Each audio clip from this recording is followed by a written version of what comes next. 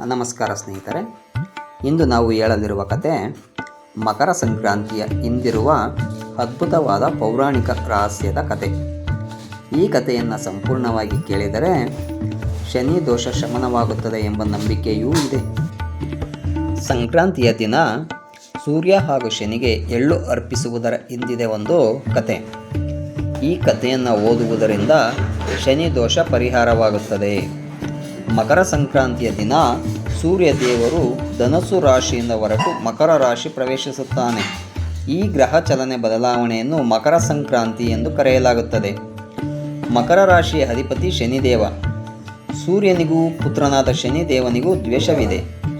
ಆದರೆ ಈ ಮಕರ ಸಂಕ್ರಾಂತಿಯ ಸಂದರ್ಭದಲ್ಲಿ ಸೂರ್ಯನು ತನ್ನ ಮಗ ಶನಿದೇವನ ಮನೆಯಲ್ಲಿ 1 ತಿಂಗಳು ಕಾಲ ವಾಸವಾಗಿರುತ್ತಾನೆ. ನಂತರ ಅವನು ಕುಂಭರಾಶಿಗೆ ಹೋಗುತ್ತಾನೆ. ಮಕರ ಸಂಕ್ರಾಂತಿಯ ದಿನದಂದು ಸೂರ್ಯದೇವನು ತನ್ನ ಮಗ ಶನಿದೇವನನ್ನು ಭೇಟಿಯಾಗಲು ಬರುತ್ತಾನೆ. ಶನಿದೇವನಿಗೂ ಮತ್ತು ಸೂರ್ಯದೇವನಿಗೂ ಹೊಂದಿಕೆಯಾಗುವುದಿಲ್ಲ. ಒಮ್ಮೆ ಕೋಪದ ಭರಾಟೆಯಲ್ಲಿ ಸೂರ್ಯದೇವನು ಶನಿದೇವ ಮತ್ತು ಅವನ ತಾಯಿ ಛಾಯಾಳ ಮನೆಯನ್ನು ಸುಟ್ಟು ಹಾಕಿದ್ದನು.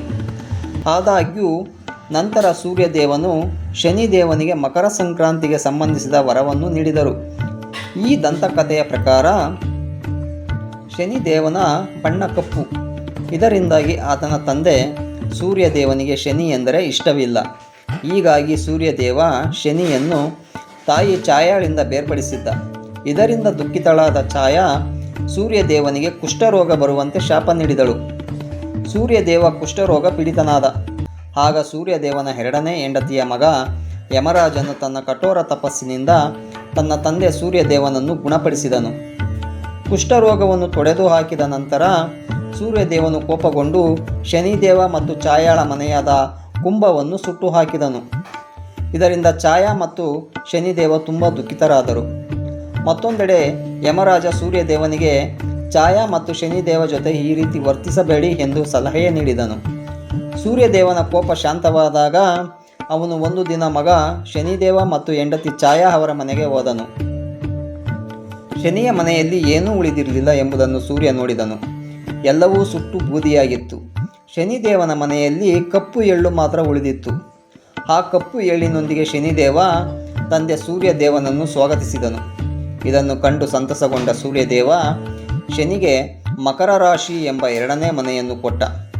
ಮಕರ ಸಂಕ್ರಾಂತಿಯಂದು ಮಕರ ರಾಶಿಯಲ್ಲಿ ಸೂರ್ಯನು ಬಂದಾಗ ಶನಿಯ ಈ ಮನೆ ಸಂಪತ್ತು ಮತ್ತು ಧಾನ್ಯಗಳಿಂದ ತುಂಬುತ್ತದೆ ಎಂದು ವರವನ್ನು ಕೊಟ್ಟನು. ಈ ದಿನ ಸೂರ್ಯದೇವರನ್ನು ಕಪ್ಪು ಎಳ್ಳಿನಿಂದ ಪೂಜಿಸುವ ವ್ಯಕ್ತಿಯ ಎಲ್ಲ ತೊಂದರೆಗಳು ದೂರವಾಗುತ್ತವೆ ಎಂದು ಹೇಳಲಾಯಿತು.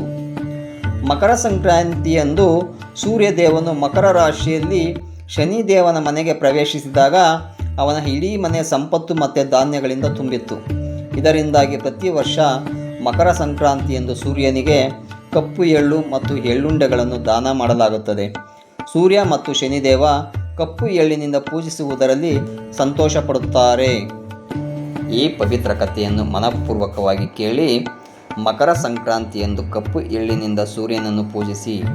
ನಿಮ್ಮ ಜೀವನದಲ್ಲಿ ಸಂತೋಷ, ಶಾಂತಿ ಮತ್ತು ಐಶ್ವರ್ಯ ಸದಾ ನೆನಪಿರಲಿ. ಎಲ್ಲರಿಗೂ ಮಕರ ಸಂಕ್ರಾಂತಿಯ ಶುಭಾಶಯಗಳು.